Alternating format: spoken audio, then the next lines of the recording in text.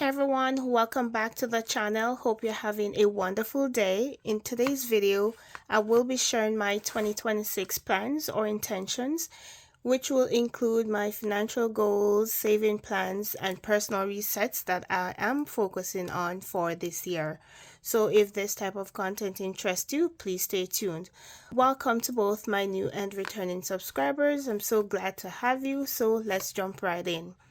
Alright guys, so 2026 for me is all about intention, consistency, and of course saving more. It's not going to be easy, but if I be consistent and be disciplined, then I know I can do it by God's grace.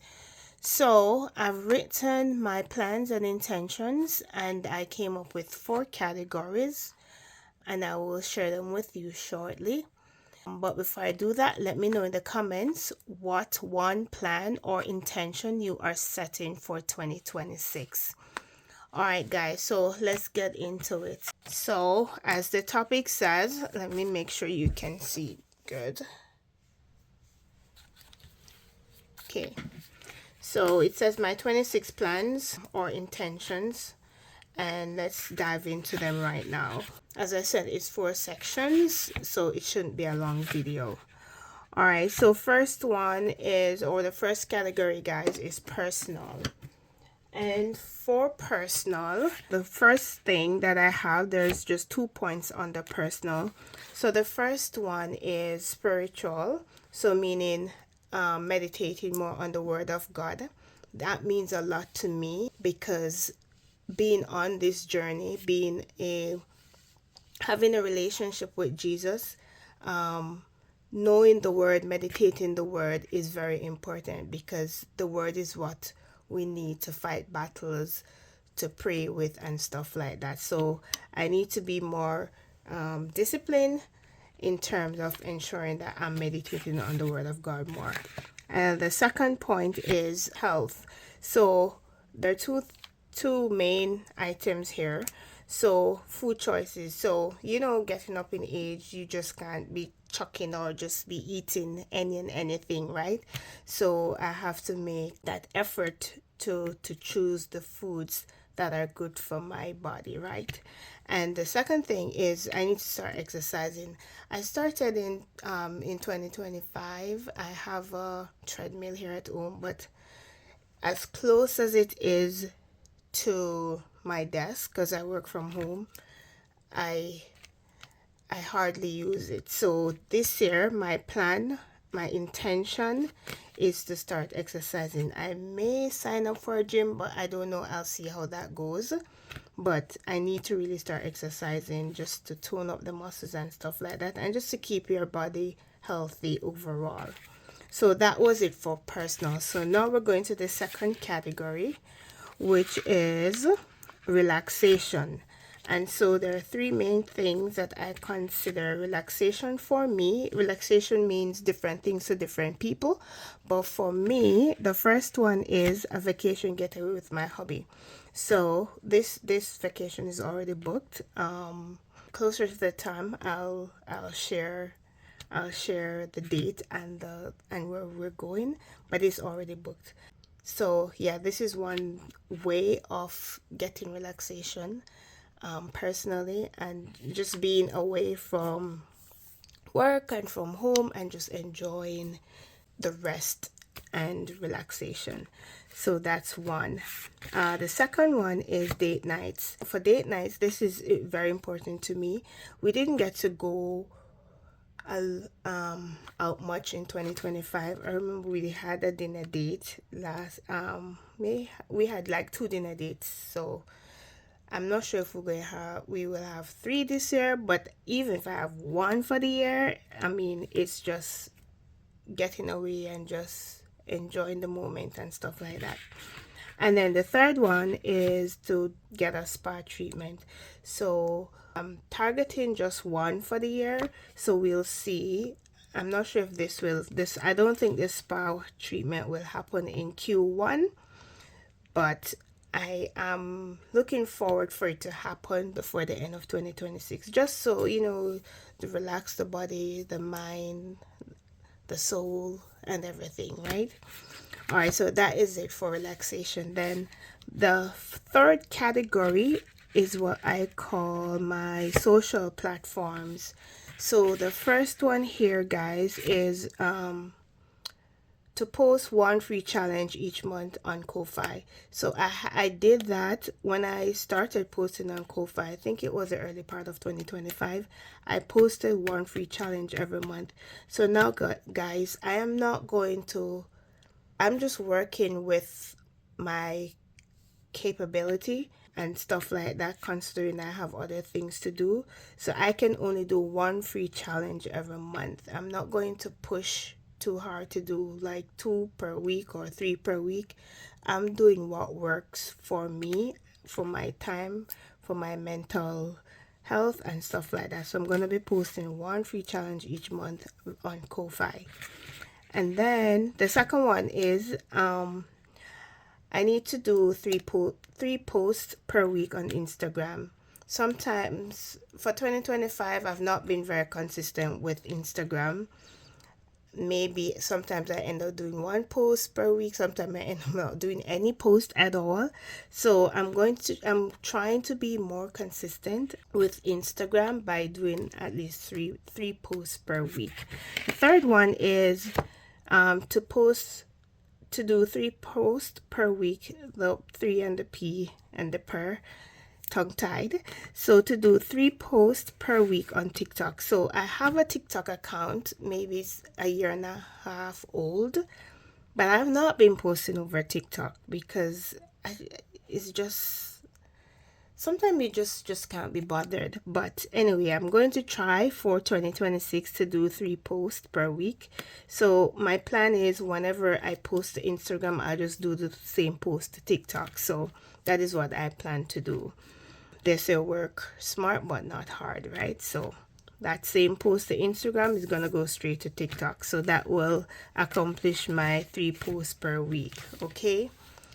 Number 4 is YouTube. So I'm gonna be trying to do 2 shorts per week on YouTube. So I've not been consistent with the shorts. It's up and down. It's like when I remember I do it, but I'm gonna try to focus more to do the shorts at least 2 per week on YouTube. Number 5, to continue posting 3 videos each week via YouTube. So this has been consistent in 2025, and I am working or continuing to do the 3 videos each week on YouTube, posting the 3 videos each week. All right, so number 6 is to reach 500 subscribers on YouTube. So currently I think I'm at 250 subscribers. So this is the goal for the year. So I need 250 more subscribers. I don't know if I can get those 250 in 2 quarters. If it happens in 2 quarters, then it means it's going to be 125 per quarter. If it takes more than a 2 quarter, it's going to be so it's 20 subscribers per month that I would need to achieve, right? 20 per month, not 125 per quarter. 20 per month, and then that equates to 60 per quarter. All right, and then the last one under this category is to get to 1,000 watch hours.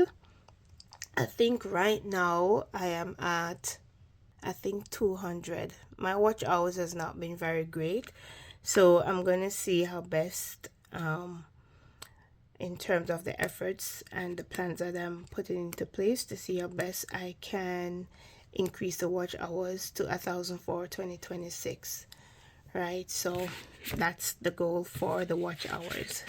And then the last category, guys, is my financial plan. So what are those?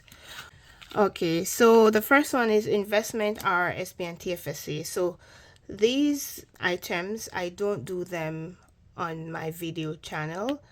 I do them off video. So I'm going to be continuing what I have been doing or what I've been saving. I'm not going to make any changes to it for 2026. So this remains the same. The second one is debt. So for debt, I'm not going to make any adjustment to our debts for this year.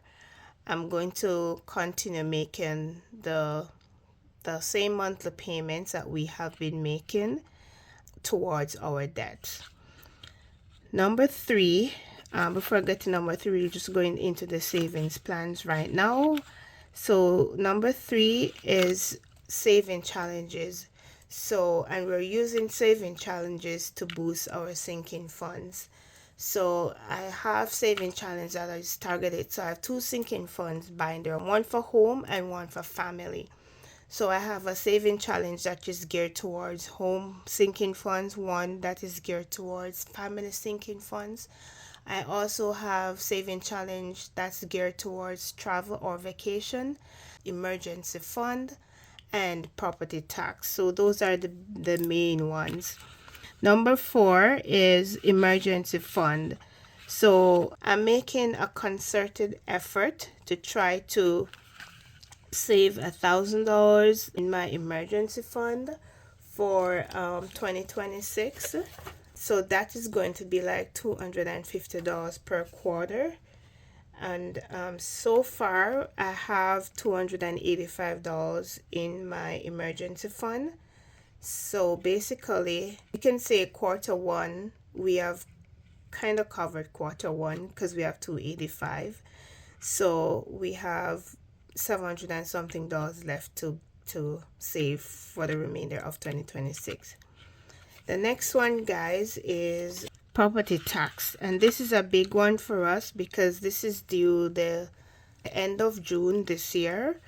I'm saving $1,200. I'm trying to save $1,200. $1,200 is not the amount for property tax. The property tax is about 3.4 or 3.5. That's what I'm estimating it to be. But I already have a savings going on to cover $2,400. So I just need to save this $1,200 to make it up. So that's like $600 for per quarter. So we have to save this $1,200 in Q1 and Q2, and so far we have saved $683. So we just have just a little under $600 to save for Q2. So we have made some good progress on this one. And number 6 is vacation, which is a big one. So this money, my goal is $1,000. So as I said, it's already booked, but this money that I'm saving is going to be paid back to my credit card. So basically that's what it is. So the goal is $1,000. So it's basically $500 per quarter. And we have to save this $1,000 by the end of June or by the end of Q2.